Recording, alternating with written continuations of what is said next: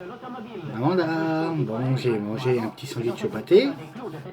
Et maintenant, c'est l'heure du gros sandwich. Enfin, bon gros. Je sais que tu pourras manger 2 ou 3 comme ça. C'est le démarrage des voitures populaires françaises.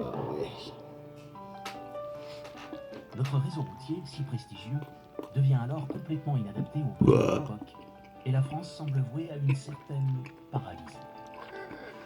On avait à l'époque des graves problèmes de sortie d'agglomération. Il faut donc remédier à ce problème. Quelques voies pour sortir des grandes villes sont donc créées, notamment autour de Paris, mais aussi de Lille. Les prémices de notre future autoroute A1. Personne à l'époque n'imaginerait qu'on irait beaucoup plus loin. Pensez donc construire 2000 km d'autoroute, c'est une folie. Une folie, car personne ne prévoit encore le développement extraordinaire que va connaître le trafic routier. Et construire de telles infrastructures coûte cher. Très cher. Le vrai défi à l'époque, c'était de trouver de l'argent. Et c'est la loi du 18 avril 1955, et surtout son article 4, qui vont régler ce problème. La loi de 55, article 4, un peu par cœur, l'usage des autoroutes est en principe gratuit. Toutefois, à titre exceptionnel, pour des critères. Et quelques années après, en 58, on a supprimé le mot exceptionnel. L'article 4 admet donc que l'autoroute peut être payante. Et il introduit les 2 principes fondamentaux qui en découlent, le régime de la concession et le recours au péage. Sans concession, il n'y aurait pas eu 10 000 km d'autoroute. Et l'une des premières autoroutes à voir le jour est l'A1, reliant Paris à Lille. Première étape, déterminer son tracé. Le tracé d'une autoroute est défini d'abord dans le cadre d'une enquête d'utilité publique. Et là, ce qu'on définit, c'est quelles sont les villes qui doivent être desservies. On passe ou on ne passe pas par Amiens, on passe ou on ne passe pas par Saint-Quentin, et la décision a été prise de passer au milieu. Si la réflexion sur le tracé est bien sûr politique et économique, elle est aussi technique. En évitant les 2 agglomérations, la future A1 traversera les plateaux et les champs, ce qui va faciliter grandement sa construction.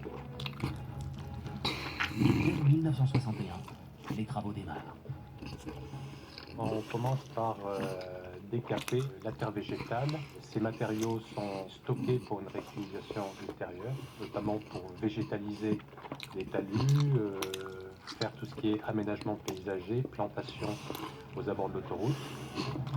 On enlève donc la terre sur une profondeur qui peut atteindre jusqu'à 1 mètre. Pour un tronçon de 15 km d'autoroute, cela correspond environ à 200 000 m3 de terre. 200 000 m3, ça représente l'équivalent d'un terrain de football recouvert sur 15 à 16 étages. Lors de cette phase de décapage, les ouvriers se doivent être toujours vigilants. Ils ne sont jamais à l'abri d'une mauvaise surprise. On a rencontré des engins de guerre, des obus de la guerre de 14-18, surtout dans le nord de la France, où les combats ont été très intenses et on en rencontre en quantité très importante. Une fois la terre et les engins de guerre mis à l'abri, les machines de terrassement entrent en scène. Sur une autoroute, ces travaux sont titanesques. Ce sont des phases qui nécessitent de remuer des volumes de terre très importants, de plusieurs centaines de millions de mètres cubes à plusieurs millions de mètres cubes. La mission du terrassement est de modifier le relief de la zone afin de lui permettre d'accueillir la future chaussée. Sur une bande de plusieurs kilomètres, le terrain présente une série de creux et de bosses, de hauteur et de profondeur variables. Cette succession de montées et de descentes est inconcevable sur l'autoroute, où le confort et la sécurité des conducteurs sont assurés en permanence. Les engins de terrassement vont donc prélever les matériaux en trop sur les monticules de terre ou collines, les récupérer et les réutiliser afin de combler les trous et les zones encaissées. Ainsi, la surface sur laquelle reposera la future autoroute devient presque parfaitement plane. Dans le cadre des grands terrassements, on peut avoir des installations dans un déblai de plusieurs dizaines de mètres qui peuvent